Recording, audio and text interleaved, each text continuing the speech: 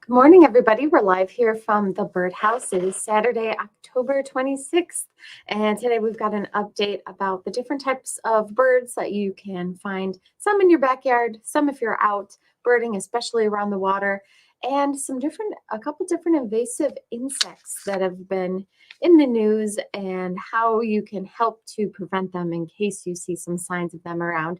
So as always, we love to know who's on. You can say hi in the comments. If you have any questions, you can throw those in there too. And absolutely, we always want to know what kind of things you're seeing. So you can throw those in the comments as well. But we will get started here. Let's get this up. Boom. All right. So first of all, we do have some things going on here at the store. If you are local, we have just as of this morning put all of our Halloween and all of our fall stuff 50% off. So it's on sale earlier than usual. Next week, we will be making room for our holiday merchandise already, if you can believe it. So we are purging stuff to make room. So all of not only the Halloween stuff, but all of our fall stuff is all 50% off. So we've got a decent selection of things left. So come on in and get first dibs on some of the stuff now that it's on sale. So that is brand new as of this morning. We just put it on sale. Also, if you are local, we have our jigsaw puzzle swap going on this weekend as well. So that is all weekend long. It is super, super popular. You can bring in your old jigsaw puzzles and swap them out with some new to you, totally free. And that's going on all weekend. So that goes on today, which is Saturday, until 6. And then tomorrow, which is Sunday, we have that going on from 9 to 5. And we'll have this fall merchandise on sale until at least the end of the month. So until at least the 31st. And we also have all of our bird baths outside, all of our ceramic and our cement bird baths. Those are all 30% off, and so are all of our garden stakes. So we've got a lot of stuff on sale going on right now. So you can come in and get some pretty good deals. We also have all of our White Mountain puzzles on sale for 20% off for our puzzle swaps. So lots of fun stuff that is on sale, so you can get some great deals this weekend. So pop in. That White Mountain puzzle sale ends Sunday. So that is just for this weekend. Fall and holiday or Halloween stuff will be on sale through the end of the month. So something to look forward to. But anyway, talking about some invasive insects, there's two I thought I would mention for this time of the year. There is both the spotted lanternfly, which is probably the one that's spreading the fastest.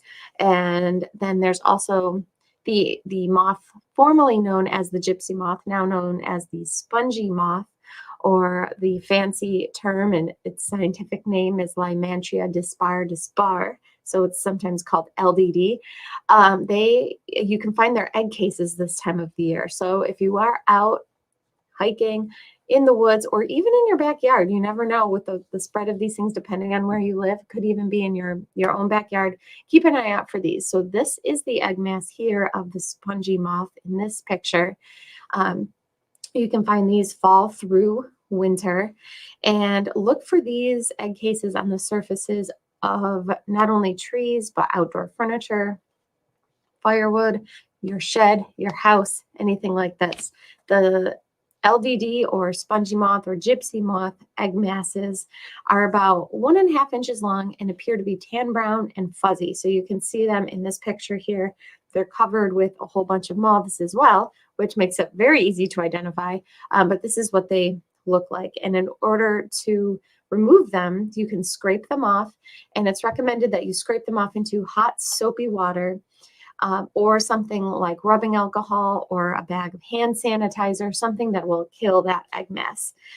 So these are the kind of things, they won't totally eradicate these moths from this area, but it can help to reduce the spread. The spongy moth is known to really defoliate trees. Their caterpillars can eat a lot. And so there are certain years where there are a ton of them around and they can really defoliate a whole bunch of trees. So that is one thing you can do. So this is what the spongy moth or gypsy moth egg masses look like. And then there are spotted lanternfly. So the gypsy moths and spongy moths, they've been around for kind of a while. They ebb and flow in the news based on how bad of a year it might be for them. But spotted lanternfly are steadily on the move. They have been reported where I am here in Western New York in Monroe County, but they're super common now, a little bit further down south from us, and even to the west of us. I saw a whole bunch in Cleveland a couple weeks ago. I was in Baltimore. I saw a whole bunch there, and in Pennsylvania on my way down there.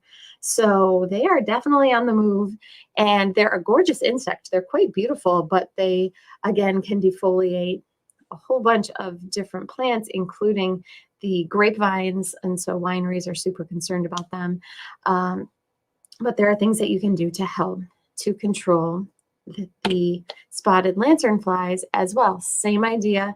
They will lay egg masses on the sides of trees or structures, and their egg masses tend to be about 1.5 inches long as well, so about the same size as those spongy moth egg masses. But they resemble, instead of looking fuzzy, they resemble mud or mud that has dried and cracked. Each mass contains about 30 to 50 eggs, and if you believe that you have found them, you can always report it. You can take a picture of it, and then you want to scrape it off just like you would with the moth egg case and put it into hot soapy water, or again, something that's hand sanitizer or rubbing alcohol, something that'll kill that egg mass. So there's just a couple pictures here of examples of the spotted lanternfly egg masses. Now, one thing you might find is also, if you're out in your garden even, are these praying mantis egg masses. So these are not invasive, although some of them are introduced species, like we have a Chinese mantid, for example.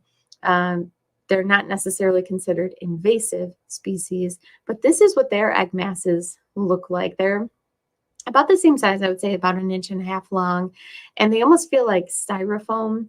They're very light.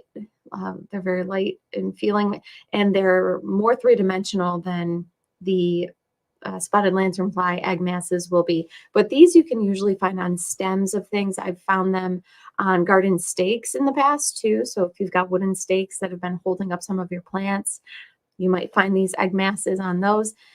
These are not invasive, so you don't have to get rid of them at all. In fact, you might want to keep an eye on where they are in your garden, so you can keep an eye on them as we get into the spring and see when they hatch out. So this is a praying mantid egg case, not invasive. You might find these in your garden, and they are totally safe to leave out.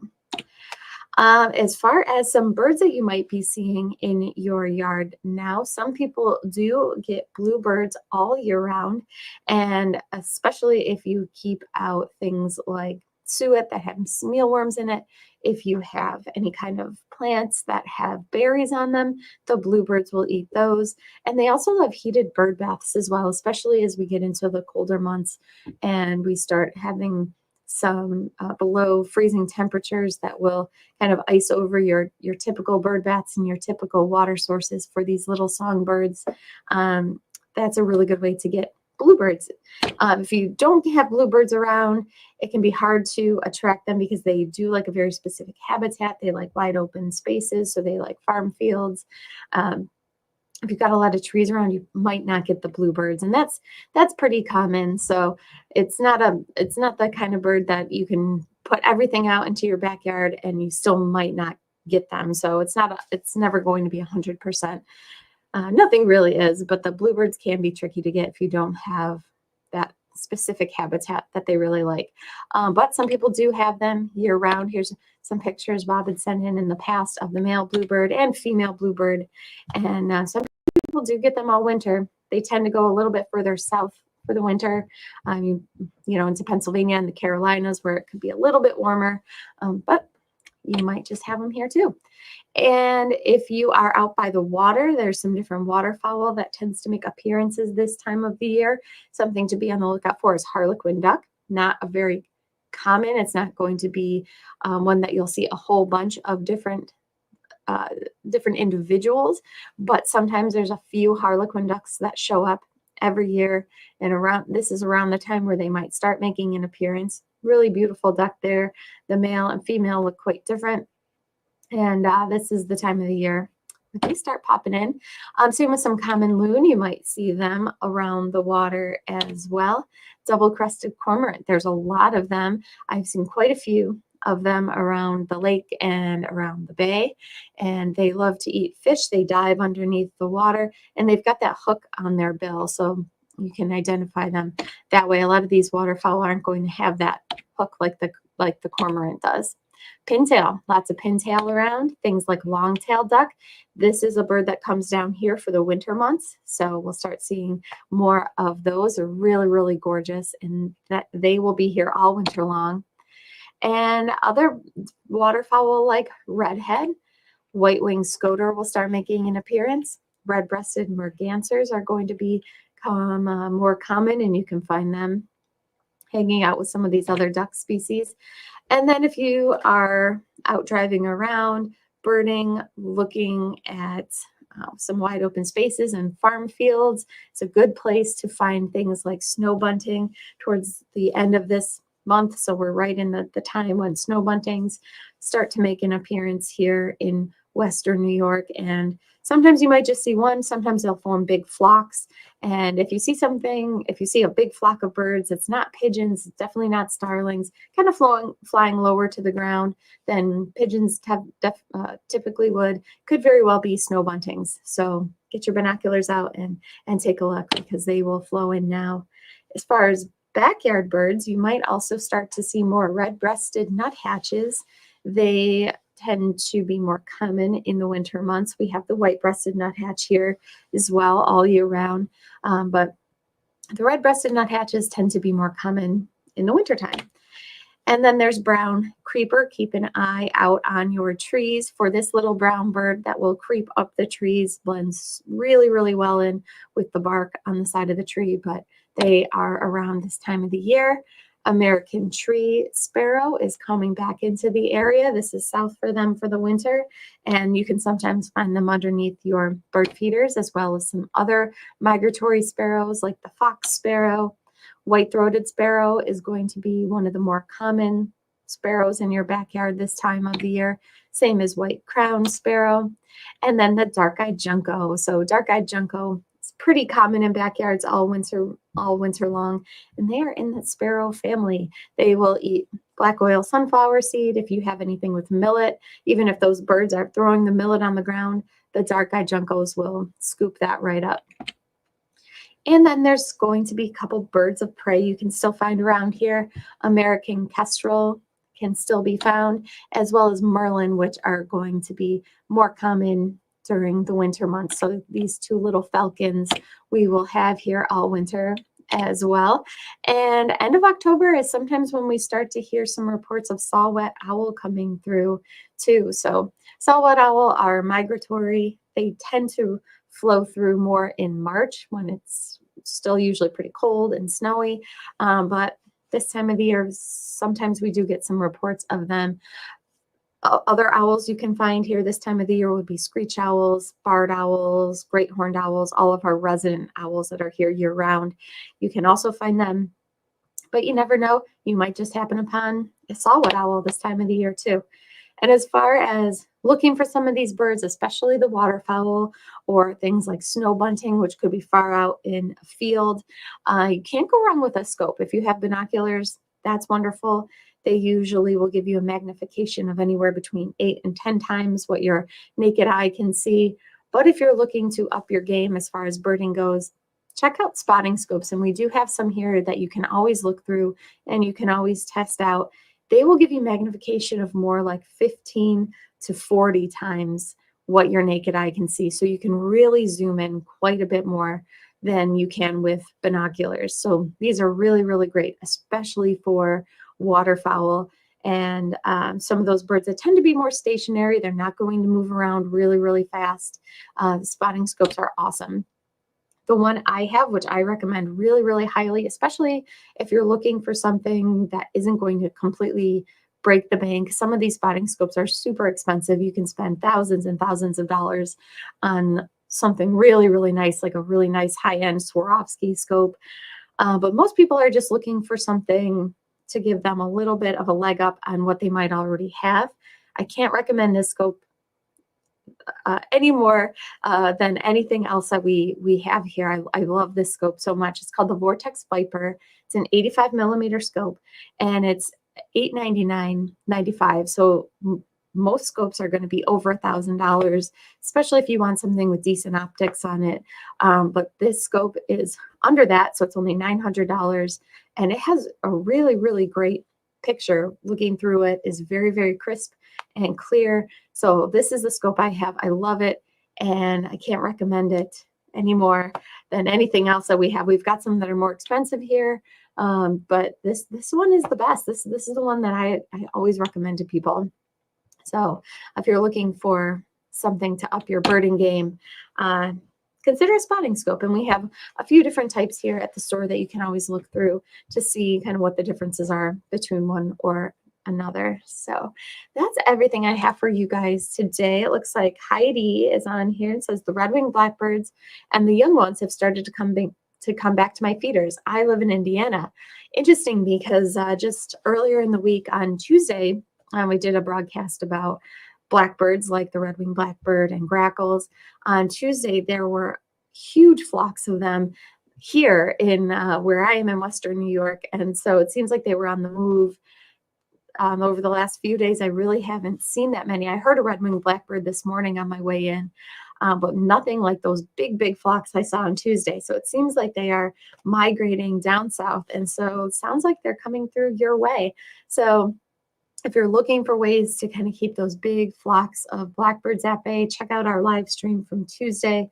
That was about keeping grackles and things, their numbers down at your feeders if you're trying to not go through a ton of bird seed. But it doesn't surprise me that they are coming back into the area, because they are definitely migrating. So it looks like that's everybody's comments and questions for the day. Like I said, if you are local here to Rochester or Western New York, we've got some really good specials going on here at the store.